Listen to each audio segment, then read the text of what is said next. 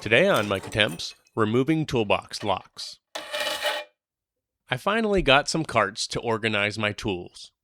I understand the need for drawer locks in a professional setting, but they're an inconvenience for a home garage. I removed the lid lock before I decided to make a video.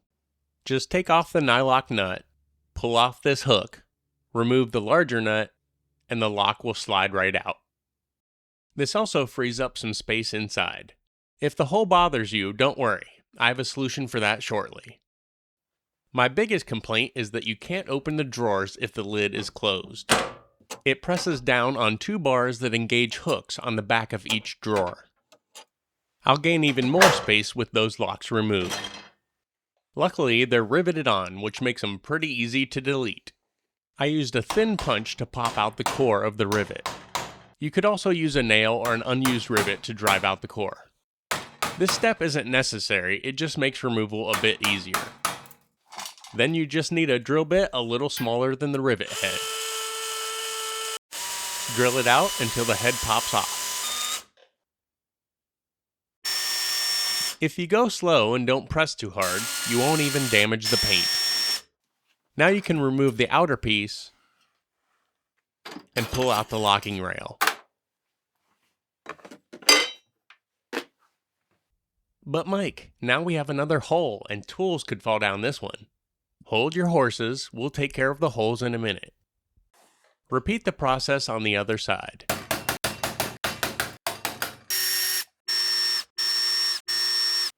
This should work for any toolbox brand that uses the same method for locking the drawers. Now I can open the drawers with the lid closed and I have more room inside.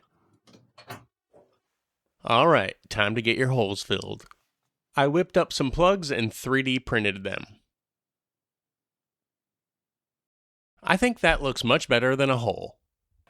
If you don't have access to a 3D printer, you could use rubber plugs or even cut a piece of wood for the rectangular holes. That'll work. When fully closed, the drawers won't open on their own, so there's one more lock I want to remove. The 5-drawer cart has these plastic latches that need to be shifted to the side to open the drawers.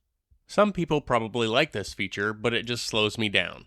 Plus, the 4-drawer cart doesn't have them, so I want it to be the same. They couldn't be easier to remove. Simply pull up on the little arm and slide it out.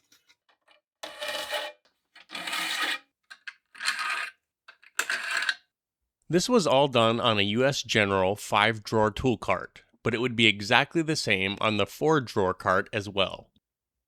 The great thing about these mods is that all you'd need is 8 rivets to put everything back the way it was. Feel free to rate this video, add your comments and questions below, and subscribe for more.